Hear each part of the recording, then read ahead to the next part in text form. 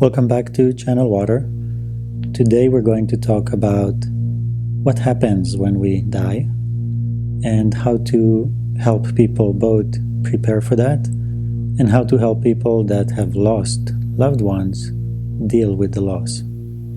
This is probably one of the most requested subjects to talk about, so I'm happy to finally get to it and at least prepare an introduction to understanding the cycle of life, the place we're in within that cycle, and where we're going. The human experience is a temporary experience, and we know from the day we are born that one day we will die.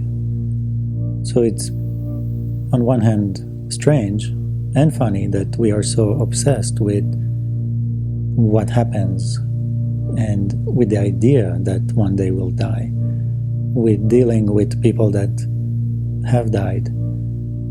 It's one of the biggest knowns in life is that it ends at some point, at least for the human, in the human body, that experience. Since we know that that moment will come, it's important to educate people both about what is coming and the fact that it will happen and what does it mean. And it's also important to help people as they are on the way out, both at that moment and even a few moments after, as we transition on to another place. Both our entry to this body and our exit is an unknown. Both of them, from both sides, we don't remember exactly where we came from, and we definitely don't know where we're going or how we will feel. But when we start to understand the eternal soul, when we start to understand our timeless being that is beyond this body, then we start feeling more comfortable with that concept, with the concept that one day I will not be in this body, and with the concept that I was somewhere else before this body. But there's something about the human body and the experience that limits our perception and understanding of the bigger picture, and for a purpose. And for those that need help, because for some people it disables them mentally, physically, at times, facing with death of themselves or of others, of loved ones. Losing loved ones can be the most tragic thing for people, and especially at certain ages or certain relationships. We can start feeling more comfortable with the concept of dying once we understand that it is not an end, that it's rather a transformation. And the words that I like to use is we pass away to the hereafter. The term the hereafter is specifically made for that purpose. And also when we say pass away, it means there's a transition to another place. And that place is here, and it is the after in the way of the afterlife. But nothing ever dies. It's just from the point of view of human beings, it's after the life experience of a human being. For that reason, water is a great tool in explaining the cycle of life, the cycle of water, of the soul on this planet. So water can be used as a symbol, or you might think it's the thing itself. But either way, when you look physically at the body and you try to understand physically what is happening, when a body dies, more to say, breaks down and stopped functioning as a full human being that talks and communicates to you, when that machine basically stops working, we put it back to the ground, and in that body there's material, matter, that is passive, it's lifeless, and that goes back to the ground, and it will not move until life will come back and move it again. But the majority of your body is water, and that water never dies. that water will break out of your body and find its way back to the cycle. So we actually see life, the living agent in your body, in your house, leaving the house. And it's living in the form of just pure water, and then joining the cycle of water in nature. So the water from your body will go back to the ground, river, ocean, clouds, rain. And we know that from that cycle, it continues on to plants, animal, people. Every vessel of water is a vessel of consciousness. And we have one ocean of consciousness that is flowing through all that matter. Before we continue, it's important to acknowledge how sensitive this subject is, because life is designed in a way to give us that illusion of mortality. There's a certain function that we have as humans in this body. And there's a video I made just for that, about the purpose of human beings, of this architecture, these homes for water, for the spirit. So when we talk about the cycle of life, and when we talk about the fact that we don't die, it's also important to talk about how do we replace the fear of death and the illusion of mortality with motivation for life and motivation to keep working and doing the work we need to do here, even if we're faced with a traumatic loss of someone or a fear of our own death or no fear. How do we still have that motivation, have that drive in life? And once you understand the soul and what it does, you also understand the function of human beings.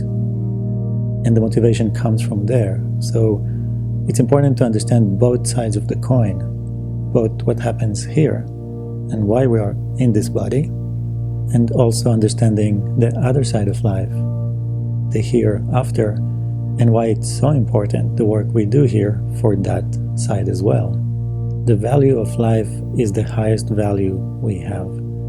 And nature puts so much work into creating each one of us, and the work that we do here is so important for the growth of life and consciousness into space. So it's really important to never lose that value of life, and understanding how we affect that life, the bigger life, not just our own individual, but the big picture, the bigger consciousness, that ocean that we all belong to, even though we're now in individual cells, temporarily. When we lose the value of life, we lose the meaning of life. And maybe that's part of it, finding that balance in understanding the meaning of life in the bigger picture for us as an individual, and finding motivation for that life without the fear of mortality and the motivation that comes from that. It's much more positive place when you are motivated by life itself and being in this body and the value of that, rather than have motivation out of fear or living your life in fear. It's the same problem, because when you are living life in fear of losing yourself or others, it's hard. It disables you. And we really want to be healthy, functional, creative, and be able to do the best that we can do. The work that we do here as humans is important for the soul. It's important for the spirit that dwells in the architecture of life, in the plants, animals, people around us, in the rivers and in the ocean. There is a connection between those two sides. And we are in a place where it's hard for us to see it because we're so isolated in this body. We don't have that full connection that water has when it's out there in nature. But at the same time, we are working towards a goal where even when we are in these bodies, we will have that connection in the future. It is a temporary state and a temporary experience that we're having, being so isolated and separated in these bodies from the greater consciousness.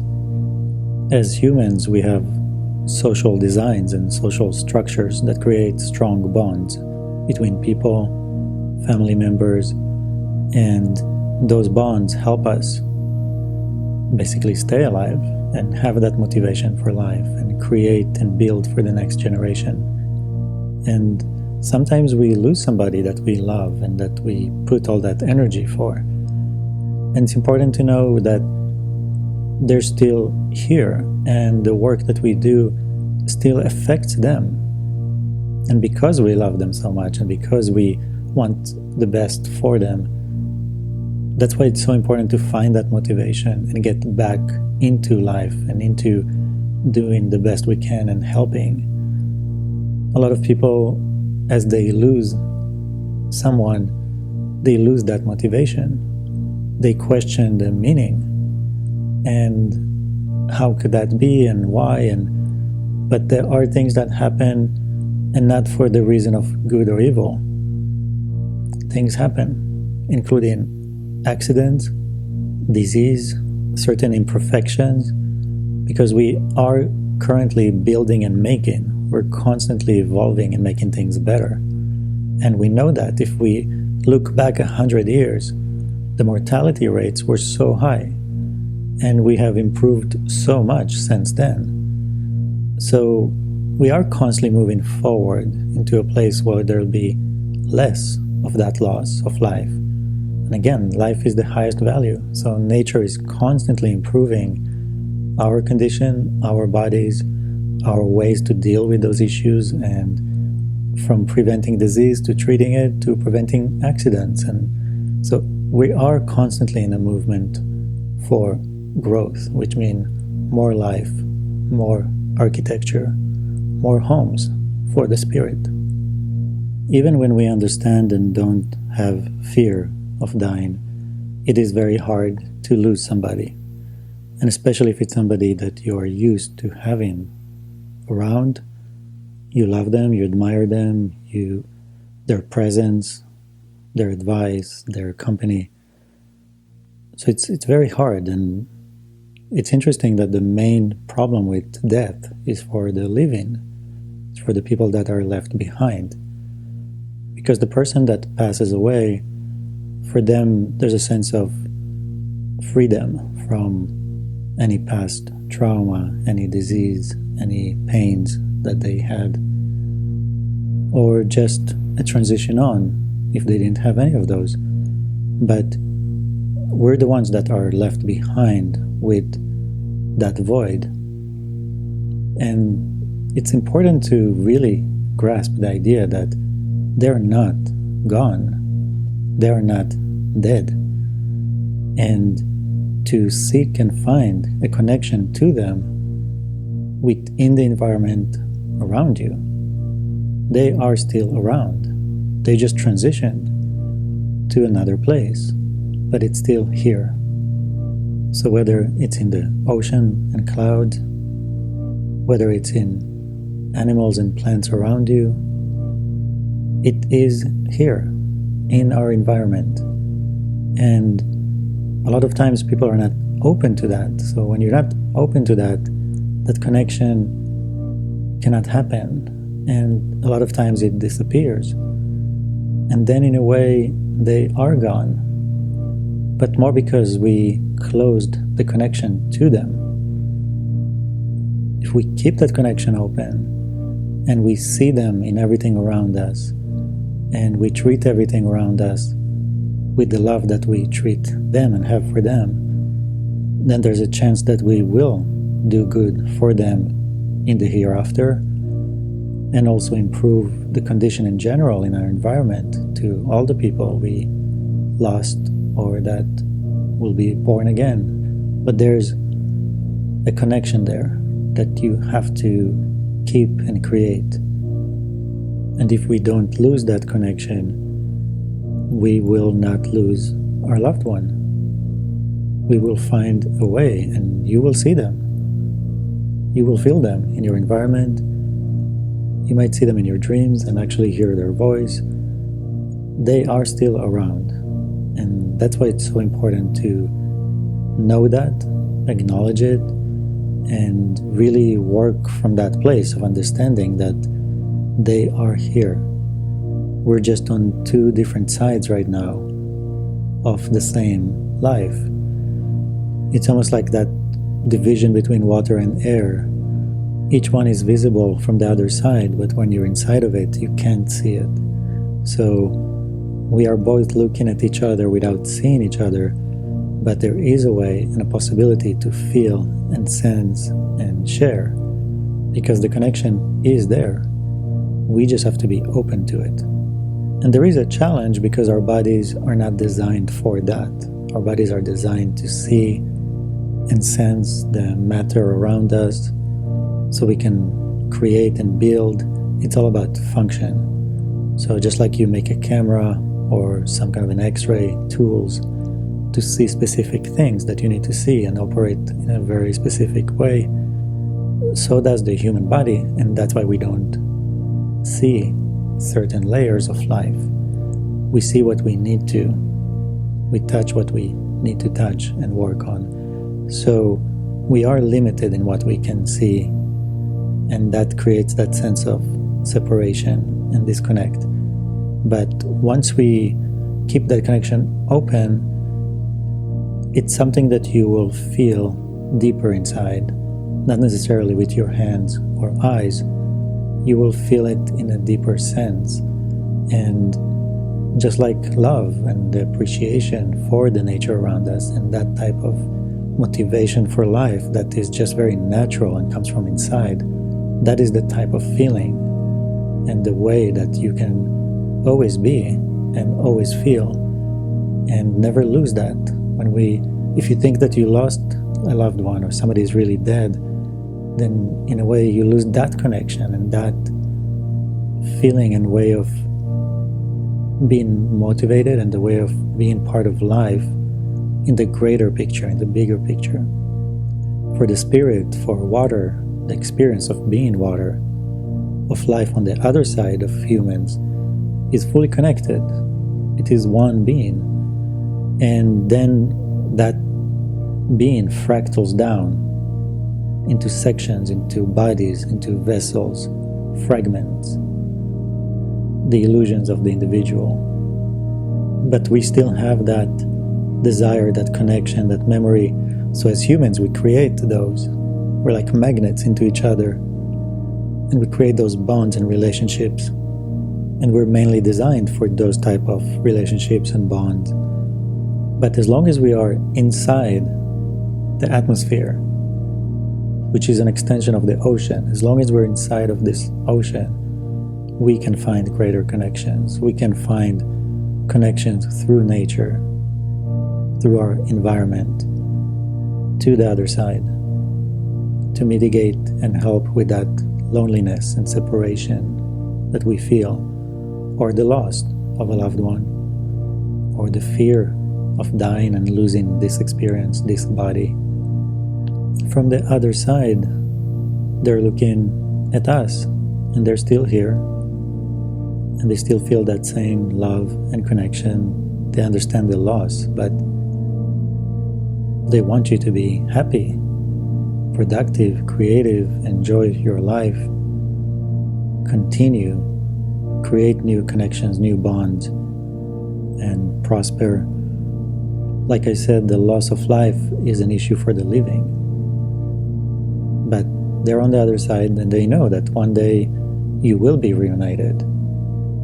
You will be back, more than reunited, you will be back into being one. The connection will be stronger than ever as you actually dissolve into each other. You dissolve back into that ocean that you were taken out from. So that feeling and that connection is so much bigger than anything you can experience in a human body. But it's important to do the best we can here on this side for them. What we do here by creating life is supporting life on the other side.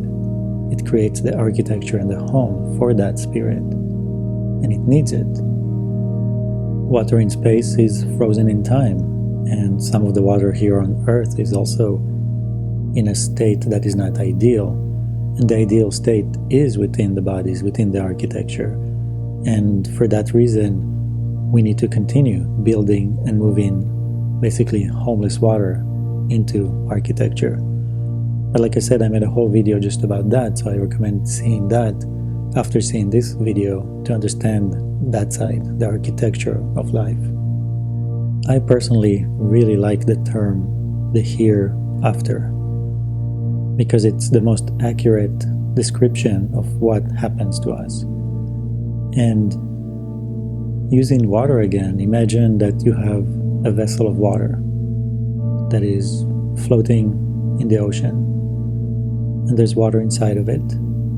And the water in that vessel now has a sense of an individual. It has a body, a skin that keeps it separate from the ocean around it. So all of its experiences and senses are through that vessel of that individual. But then one day that vessel breaks and the water flows back to the ocean. After that water mixed back with the bigger ocean, where is the individual? Where is the border, that skin, that separation?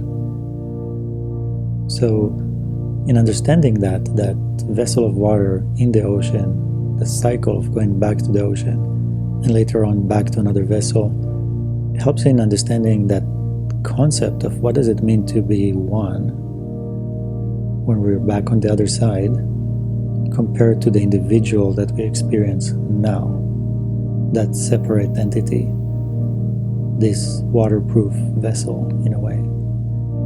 Once you are back in the ocean of consciousness, there's no evidence of the separation or that it ever existed.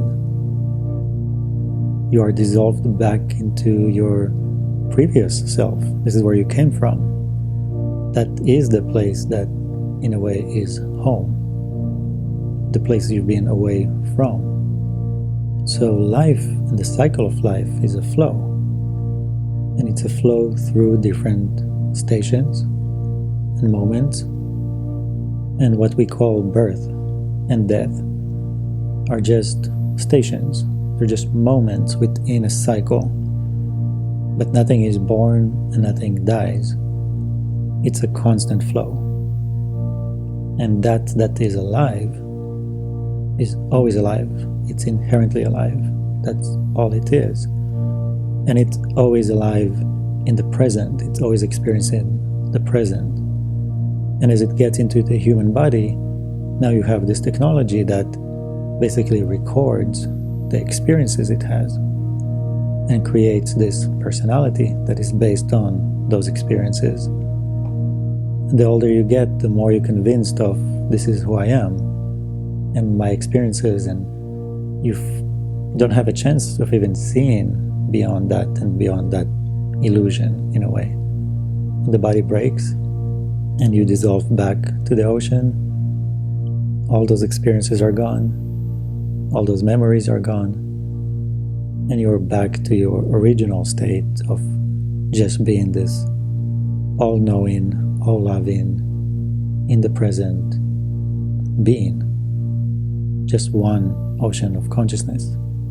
So when we look at life through that lens of the flow of water, of the spirit, through the environment, plants, animal, people, we can start to understand some concepts that have been floating around, like reincarnation. We can start to understand how the water in your body, that spirit, will now flow, and some of it might go to a tree nearby, some of it might go into an animal's body, or somebody will drink some of that. It will flow on and will basically, it's not reincarnate, it's almost like reanimate another vessel, another body. So that flow is continuous and endless, and we're constantly flowing between different vessels, houses, architecture. And the point that's important in that is to understand that everything around us is alive and feeling, right? If only things that have water in them also have those feelings. So like plants animal, people. The way we treat everything around us is the way we treat ourselves. And if you're worried when you pass away, what will happen? Will I go to heaven or hell? What kind of an experience I'm going to have? Is it going to be positive or negative? Now you can see that we're in control of that. We are the ones that building that afterlife that you're going to flow into. And we decide if that experience is going to be positive or negative. Whether you're going to be contaminated water, or an animal that's being tortured on the way to slaughter, or any of those experiences, even as human beings. We design the environment that we're going to flow back to. If there's a hell, it's only because we created it. And our goal should always be to create heaven on earth. That heaven on earth is one of the same, both for the living and for the dead. You see, it's the same place, and we're the one in control of it. A lot of times it's easy to think that we're not. I don't know where I'm going to go. Well, we know. We design it. We build it. The environment you create and the things you give back to it, physically, mentally, emotionally, that's the world you're going to come back to. And that's what you're going to experience. So for that reason, it's so important that we do the best we can for ourselves. And for ourselves on the other side, for the ones we love, for the living, and for those we think are dead, but they're not. Now you can also understand how the concept of karma, reincarnation, that whole thing came about, is because our actions, karma is your actions, directly affect what will happen to you as you flow through the cycle of life, flow out to the environment that you just created. So in a way, it's much more simple. It's much more direct. Karma is just another word, another way of saying you will come back to what you created. The actions you took will affect you forever. And it's for us to always make sure that that forever gets better. So we have much more control than we think when it comes to the afterlife and how we prepare for that place. And in a way, how we prepare the environment, the homes where we will be in the hereafter. And I want to talk a little bit about what happens to those that leave, just to give you more comfort and understanding of, they're basically, and some people call that homegoing celebration. There's many different names for that, of like that freedom from anything that we experience in this body,